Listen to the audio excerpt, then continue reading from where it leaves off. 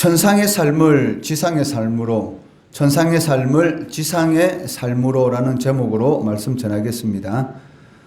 요한계시록 7장은 지상교회와 천상교회의 모습을 우리들에게 잘 보여주고 있습니다. 1절에서 8절에 소개되고 있는 그 지상교회는 그 전투하는 교회로서 피 흘리기까지 죄와 싸우는 그런 군대의 모습을 보여주고 있다면, 9절에서 17절의 천상교회의 모습은 그 승리한 교회로서의 모습을 보여주고 있는데, 영적 전투와는 상관없이 영원한 안식을 누리는 그러한 모습을 보여주고 있다는 것입니다. 9절 말씀은 천상교회의 완전한 모습을 보여주고 있습니다.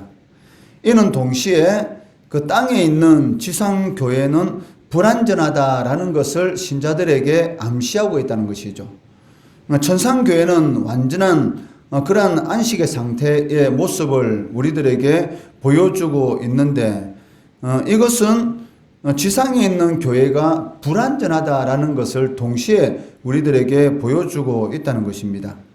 9절 말씀해 보시면, 일 후에 내가 보니 각 나라와 족속과 백성과 방언에서 아무도 능히 셀 수 없는 큰 무리가 나와 흰옷을 입고 손에 종려 가지를 들고 보좌 앞과 어린 양 앞에 서서라고 기록하고 있습니다.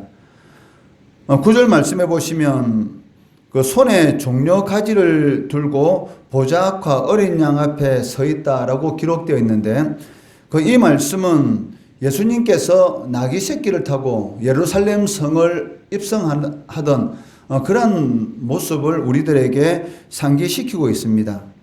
그 당시 예수님께서 예루살렘 성에 입성하실 때에 얼마나 많은 무리들이 나와서 예수님을 열광적으로 이렇게 환호를 하였습니까? 자신의 겉옷을 땅에 깔고, 그리고 종려나무 가지를 꺾어서 땅에 깔고 흔들면서 그 호산나 찬송하리로다 다윗의 자손이여 하면서 메시아로서 수많은 사람들이 예수님을 환영하였습니다. 그렇지만 그것도 잠시 자신들이 원하는 정치적인 메시아와는 전혀 다른 모습을 보이는 그런 예수님을 보면서 얼마 지나지 않아서 오히려 그렇게 환영을 하던 그런 많은 무리들이 예수님을 죽이려고 돌을 던지는 그런 사람들로 돌변하였던 것이죠. 이를 통해서 우리가 알 수 있는 바와 같이 이 9절 말씀에 그 흰옷을 입고 손에 종려 가지를 들고 보좌 앞과 그리고 어린 양 앞에 서 있는 이런 그 천상의 교회는 완전한 그런 영원한 안식의 상태, 주님을 경배하고 주님 앞에 예배 드리는 그런 완전한 모습을 우리들에게 보여주고 있지만, 이 9절 말씀에 종려가지라는 이 단어를 통해서 이 지상교회의 불완전한 그 예루살렘 성에 입성하던 예수님을 환영하는 사람이 어느 순간에 돌변해서 예수님을 죽이려는 그런 사람이 되는 것처럼 땅에 있는 지상교회는 언제든지 이 불완전하다는 것이죠. 그렇기 때문에 선줄로 생각하는 자는 넘어질까 조심하라 라는 이 바울 사도의 이 말씀처럼 하나님 앞에 또 신앙적으로 교만하면 안 된다는 것입니다. 언제든지 우리들도 베드로와 같이 예수님을 부인할 수 있는 그런 그 모습을 항상 지니고 있다는 것입니다. 그렇기 때문에 항상 겸손하게 내 생각대로 일이 잘 나갈 때는 하나님 앞에 더욱더 깨어 기도해야 하는 것이고, 또 생각대로 일이 진행되지 않아서 낙심할 수밖에 없는 그런 상황 가운데 있다면 하나님 앞에 그 하나님의 선한 뜻을 이 믿음으로 바라보며 또 인내하고 참고 견디고 나가야 된다는 것입니다. 빌립보서 2장 12절 말씀해 보시면, 그러므로 나의 사랑하는 자들아 너희가 나 있을 때뿐 아니라 더욱 지금 나 없을 때에도 항상 복종하여 두렵고 떨림으로 너희 구원을 이루라 라고 말씀하고 있습니다. 바울 사도가 구원을 이루라 라고 말씀하실 때에 한 번 예수 믿고 구원받은 사람이 또 구원받아야 되느냐, 그런 의미는 아니라는 것이죠. 여기 구원을 이루라 라는 것은 중생, 즉 거듭남을 의미하는 것이 아니라 성도들이 주님 앞에 서는 그날 때까지 걸어가야 할 성화의 과정을 의미하고 있다는 것입니다. 항상 두렵고 떨림으로 우리가 깨어 있어야지만이 주님을 부인하는, 주님을 배반하는 마귀의 시험에 드는 그러한 일이 그 믿음의 길 가운데 일어나지 않는다는 것입니다. 그렇기 때문에 복종하여 두렵고 떨림으로 이것을 항상 언제든지 하나님 앞에 그러한 마음을 가지고 신앙생활을 해 나가라, 성화의 과정을 걸어가라라고 권면하고 있습니다. 지금 살펴보고 있는 계시록 7장의 이 말씀들은 6장 17절 말씀에 누가 하나님의 진노의 큰 심판 앞에 설 수 있겠는가? 과연 누가 하나님 앞에 구원받은 자로서 설 수 있겠는가라는 그러한 이 질문에 대한 대답으로 주어진 말씀입니다. 그 답이 하나님께 인치심을 받은 자들만이, 즉 하나님의 택함 받은 자들만이 천상교회의 복을 누릴 수 있다라고 말씀하고 있다는 것입니다. 7장 3절 말씀해 보시면 이르되 우리가 우리 하나님의 종들의 이마에 인치기까지, 즉 하나님께서 택한 사람들, 즉 예수 그리스도의 피로 말미암아 씻음 받을 하나님의 자녀들만이 바로 천상교회의 영원한 복된 삶을 누릴 수가 있다는 것입니다. 그리고 9절 말씀해 보시면 아무도 능히 셀 수 없는 큰 무리를 이루시겠다라고 말씀하셨는데, 이것은 궁극적으로 아브라함에게 하신 하나님의 약속의 성취인 것을 알 수가 있습니다. 하나님께서 아브라함에게 그 해변의 이 모래와 같이 내 자손이 셀 수 없을 정도로 많을 것이라, 하늘의 별과 같이 네 후손들이, 믿음의 자손들이 많을 것이다 라고 이렇게 말씀하셨는데, 이 지상교회에서는 이것이 성취되지 않는 것이죠. 천상교회에서 완전히 성취된다는 것을 알 수가 있습니다.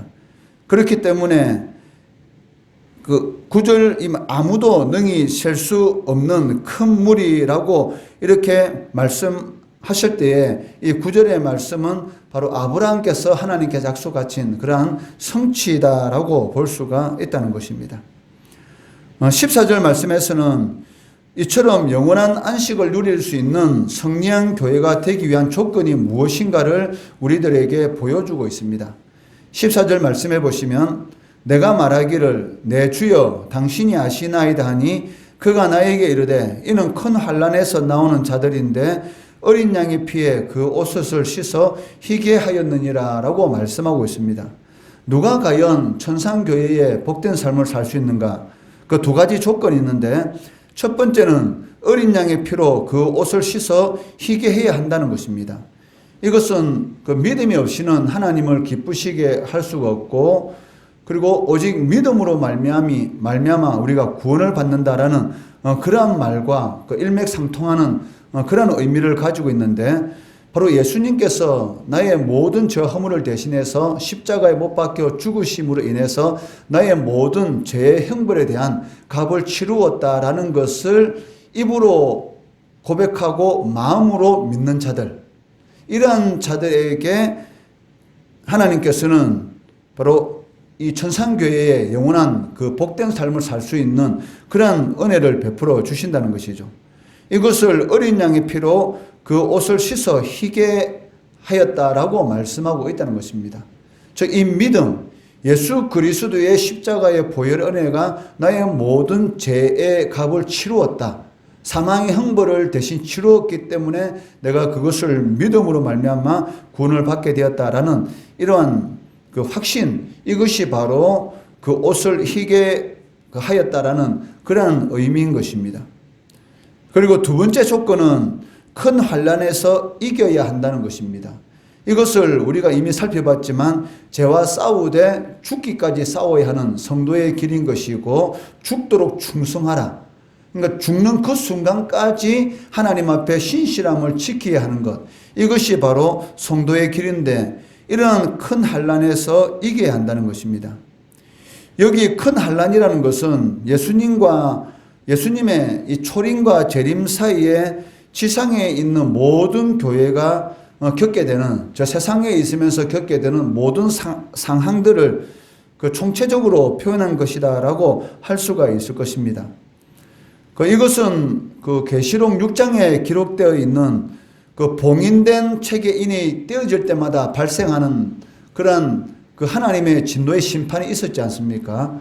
즉 예수님이 이 세상에 육신을 입고 온 이후로부터 있었던 그런 많은 이런 기근, 그리고 자연현상, 이런 전쟁들, 이러한 모든 것들이 바로 하나님의 심판의 표다라고 말씀을 드렸는데, 그러니까 이러한 그 세상에 있으면서 겪게 되는 모든 상황들, 그러한 그 인심판과는 다른 것입니다. 여기서 말하는 큰 환란이라는 것은 이런 전쟁과 기근, 그런 것을 의미하는 것이 아니라는 것이죠.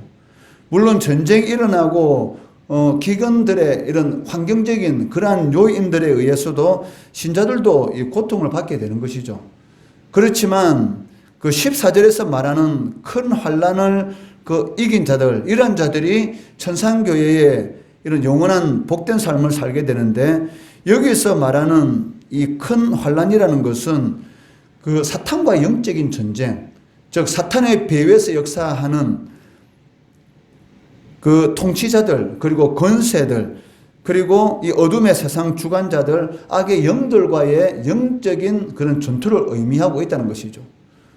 쉽게 예를 든다면 이 코로나 사태로 인해서 얼마나 많은 그런 사람들이 이 고통을 받고 있습니다. 고통을 받고 있습니까?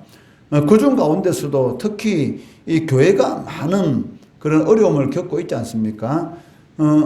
이런 코로나 사태 때문에 어떻게 보면 많은 사람들이 이 신앙을 이렇게 잃어버리는 그런 일들도 나타나는 것을 볼 수가 있는데, 이제는 그 어느 순간인가 굳이 이 교회에 모여서 예배 드릴 필요 있는가? 집에서 그 인터넷을 통해서 아니면은 이런 그런 그 여러 가지 그 도구들을 통해서 그 예배 드려도 아무 상관이 없지 않는가라는 이러한 생각이 들어가게 되었던 것이죠.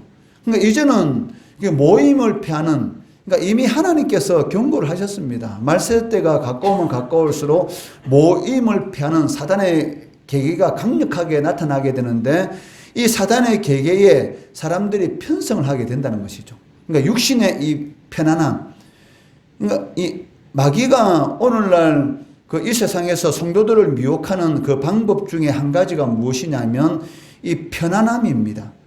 그러니까 편안함을 누리는 그런 삶을 끊임없이 추구하도록 함으로 인해서 우리들을 이 신앙에서 이렇게 멀도록, 그렇게 함으로써 신앙 그에서 그러니까 멀어지도록 만드는 것을 이렇게 볼 수가 있어요. 그러니까 집에서 방 안에서 그러니까 편안하게 이렇게 예배 드리는 게 몸에 익히게 되면 너무나 이렇게 편안한 것이죠.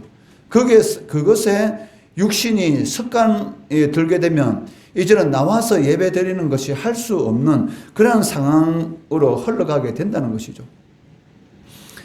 그 육신의 습관이 들면은 고치기 힘듭니다. 우리가 새벽에 일어나기 힘들지만 새벽에 하나님 앞에 주의 전에 나와서 기도해야 되는 그 이유가 무엇입니까? 이 습관화시키는 것입니다. 그리고 매주일마다 하나님 앞에 나와서 예배 드려야 될 이유가 무엇이냐면 습관화시키는 것입니다. 한번 그 육체에 이 습관화를 시켜 놓으면은 자기가 어떤 일이 일어나서 하기 싫더라도 하지 않으면 안 될 정도가 된다는 것이죠. 우리 어릴 때 이 자전거를 배워놓으면 그 10년, 20년 자전거를 타지 않는다 할지라도 어느 순간에 자전거를 붙들게 되면 다시 타게 되잖아요. 그 이유가 무엇이냐면 그 육체의 습관화가 되었기 때문입니다. 그런데 주의 전에 나와서 예배 드리지 않는 것이 습관화가 된다면 어느 순간인가 어떻게 되겠습니까? 이제는 그 나와서 드리는 습관화는 없어지고 그 나오지 않고 드리는 그것이 습관화 된다면 이제 하나님의 전에 나올 수가 없게 되는 것이죠. 그러니까 이러한 일들이 오늘날 이 코로나로 인해서 그 신자들의 그런 신앙의 모습에서 나타나고 있다는 것입니다. 궁극적으로 이것은 신앙을 잃게 되는 그런 계기가 되는 것이죠. 이 교회는 하나님의 뜻을 하나님의 계획을 성취하기 위한 그런 도구로서 하나님께서 이 땅에 세워주신 것입니다. 완전한 교회는 천상교회지만 불완전한 이 지상의 교회를 통해서 하나님의 뜻을 이루어가는 것이죠. 그런데 교회라는 이 단어 자체가 에클레시아, 즉 모임이라는 그런 의미를 가지고 있습니다. 그렇기 때문에 히브리서 기자는 말세에 모이기를 피하는 어떤 자들의 습관, 이 모이기를 피하는 자들의 말을 들어보면 언뜻 그 말이 정당한 것 같이 들리지만 실질적으로는 자신의 육신의 안락함을 쫓는 것이죠. 왜? 나오는 것보다는 집에 있는 게 편하지 않습니까? 앉아서 예배 드리는 것보다는 누워서 벽에 지대서 예배 드리는 것이 편하고, 그러한 삶을 이렇게 쫓게 된다는 것입니다. 이러한 시험에서 이기는 자들만이 영원한 천상교회의 복을 누릴 수가 있다는 것이죠. 그렇기 때문에 여기서 말하는 큰 환난이라는 것은 전쟁이나 기근 이런 것을 의미하는 것보다는 이 마귀와의 영적 전쟁, 이것을 의미하고 있다는 것입니다. 그렇기 때문에 바울은 에베소서 4장 27절 말씀에서 마귀에게 틈을 주지 마라. 왜? 마귀는 이 틈을 끊임없이 비집고 들어오려고 하고 있고, 또 구약에 기록된 모든 사건들은 그 신약에 성취되는 것을 우리가 알 수가 있고, 신약의 눈으로 이 구약을 봐야 되는데, 느헤미야가 예루살렘 이 무너진 성벽을 회복하는 것도 이 마귀에게 틈을 주지 않는 하나의 그런 방편의 사건으로 우리가 볼 수가 있다는 것이죠. 왜? 성벽이 없으면 어떻게 되겠습니까? 성이 외부의 적에 의해서 당연히 쉽게 점령을 당하게 되는 것이죠. 그래서 느헤미야가 이 성벽이 무너지는 것을 보고 이 성벽을 한쪽에는 이렇게 이 성경을 하나님 말씀을 들고 한쪽에는 그 일을 할 수 있는 그러한 도구들을 들고 이 예루살렘 성벽을 이렇게 세워 나가는 것을 볼 수가 있다는 것입니다. 이어서 15절로 17절의 말씀을 보시면 그 하늘에 있는 성령 교회가 누리는 영원한 이 복된 삶을 묘사하고 있습니다. 15절 말씀해 보시면 그러므로라는 단어로 시작하고 있는데, 이 15절의 이 말씀의 내용은 그 14절의 말씀, 어린 양의 피로서 또 큰 환난에서 이긴 그 자들에게 주어지는 그런 결과라는 것을 알 수가 있습니다. 어린 양의 피로 말미암아 성령 결과로서 큰 무리가 하나님의 보좌 앞에 서 있습니다. 그리고 이들이 하는 일이 무엇입니까? 밤낮 하나님을 섬긴다라고 기록되어 있습니다. 15절 말씀해 보시면 그러므로 그들이 하나님의 보좌 앞에 있고 또 그의 성전에서 밤낮 하나님을 섬김에 보좌에 앉으시니가 그들 위에 장막을 치시리니라고 기록되어 있습니다. 여기 섬긴다라는 이 단어는 예배한다라는 그런 의미를 지니고 있습니다. 그렇기 때문에 구원받은 신자들이 하늘 성전에서, 즉 천상교회에서 날마다 끊임없이 하는 일이 무엇이냐면 하나님을 경배하고 예배하는 삶, 그러한 삶을 영원히 살게 된다는 것입니다. 이것은 하나님께서 인간을 창조하신 본연의 삶입니다. 만약에 아담과 하와가 선악과 열매를 먹지 않았다면 이러한 삶을 살아갈 것입니다. 하나님과 교제하면서 하나님을 영원히 찬양하는 그러한 삶을 누리게 된다는 것이죠. 그렇지만 하나님의 말씀에 불순종함으로 인해서 이 죄라는 것이 인간 세상에 들어오게 되었고, 그로 말미암아 생로병사의 고통 가운데서 영원한 사망의 형벌을 받게 되었다는 것이죠. 그러니까 첫 번째 아담이 실패한 그것을 둘째 아담인 예수 그리스도께서 십자가 위에서 하나님의 뜻을 성취하게 된 것이죠. 그로 인해서 구원받은 신자들은 천상교회에서 하나님께서 원래 인간을 창조하신 그 창조의 그 목적, 이 본연의 삶, 하나님을 경배하고 예배하는 그런 영원한 삶을 살게 된다는 것입니다.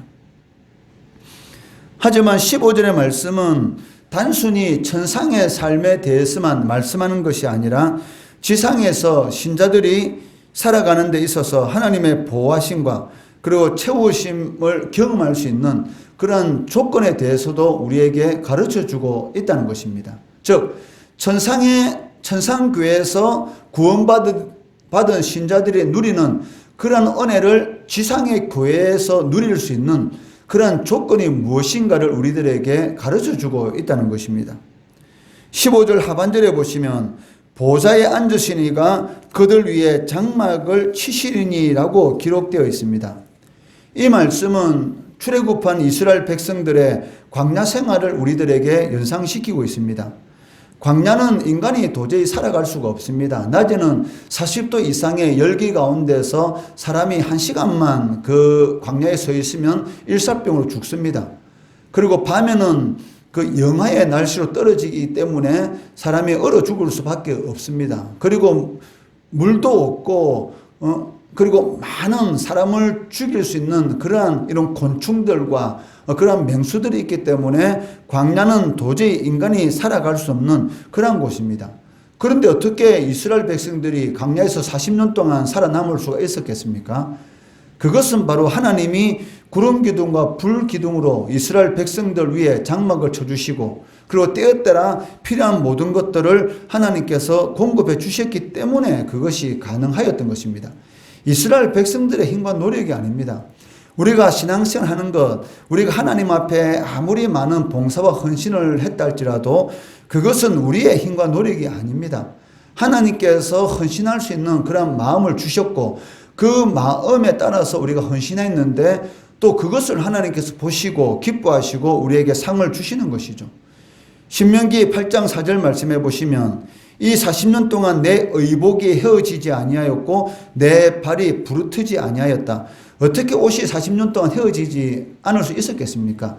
옷이 떨어질 때마다 그때마다 하나님께서 이 적군들과의 전쟁을 통해서 승리하게 하셨고 그러한 필요한 옷들을 다 공급해 주셨던 것이죠. 그리고 발이 부르트리지 않았다. 그때마다 필요한 신을 다 공급해 주셨다는 것입니다. 즉 머리부터 발끝까지 이스라엘 백성들이 광야 생활 가운데 필요한 모든 것들을 전쟁을 통해서 즉 이방인들이 가지고 있었던 것을 하나님께서 빼앗아서 이스라엘 백성들에게 공급해 주셨던 것이죠. 그렇기 때문에 이스라엘 백성들이 광야에서 40년 동안 살아남을 수가 있었습니다.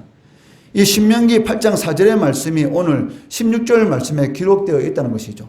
그렇지만 광야에서 하나님께서 이스라엘 백성들에게 필요를 공급해 주셨지만 그것은 완전한 것은 아니었죠. 완전한 것은 바로 천상교회에서 성취된다는 것입니다. 16절 말씀해 보시면 그들이 다시는 줄이지도 아니하며 목마르지도 아니하며 해나 아무 뜨거운 기운에 상하지도 아니하리니 광야에서는 목마름이 있었고 배고픔이 있었지 않습니까? 왜냐하면 그러한 것을 통해서 네 마음이 어떤지 조금 어려운 상황에 처한다 해가지고 하나님을 원망하고 불평하는지 그것을 보기 위해서 하나님께서 물을 공급해 주실 수도 있고 양식을 공급해 주실 수 있었지만은 배고픔 가운데 그리고 목마른 가운데 하나님께서 그냥 지켜본 그런 일들도 있었습니다. 그렇지만 천상교회에서는 그런 경우는 절대 없습니다. 다시는 줄이지도 않고 목마르지도 않고 해나 아무 뜨거운 기운에 상하지도 않는 영원한 복락의 삶을 살아간다는 것입니다.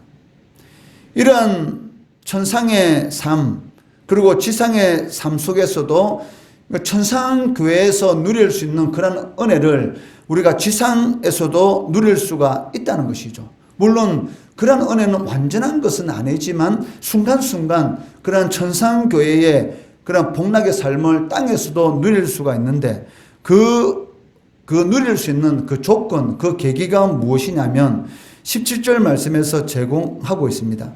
17절 말씀해 보시면 이는 보좌 가운데 계신 어린 양이 그들의 목자가 되사 즉 어린 양, 즉 예수님께서 우리 인생의 목자가 되신다면은 이러한 은혜를 천상교회에서 누리는 그런 은혜를 지상교회 불완전한 상태에서도 우리가 누릴 수가 있다는 것이죠.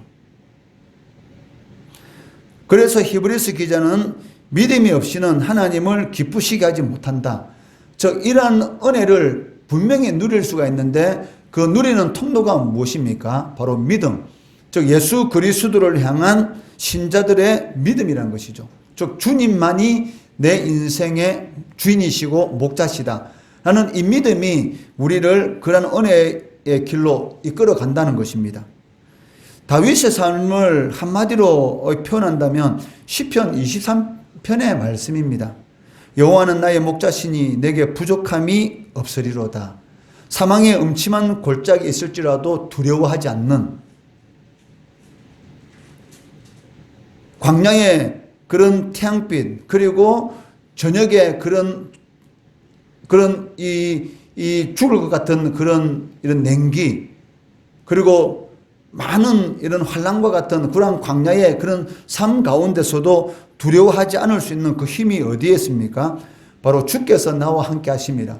주님이 내 인생에 장막을 쳐주신다면 어떤 상황 가운데 있을지라도 부족함이 없는, 두려워하지 않는 그런 천상교회 삶을 우리가 이 땅 가운데에서 불완전하지만 그런 은혜를 누릴 수가 있다는 것입니다. 오늘 이 말씀 꼭 붙드시고 천상교회의 삶을 지상교회로, 천상에서 구원받은 성도들이 누리는 그런 하나님의 은혜를 이 땅에서 누릴 수 있는 그런 통로가 있는데, 그것이 무엇이냐면 예수님만이 나의 목자시다. 그 예수님이 나의 목자가 되시면 내가 부족함이 없는 그런 삶을 살 수 있다라는 이 믿음이 그런 은혜를 누릴 수가 있다는 것입니다. 이런 은혜를 지상의 삶 가운데서 누리시는 우리 성도 되시기를 주의 이름으로 축원합니다.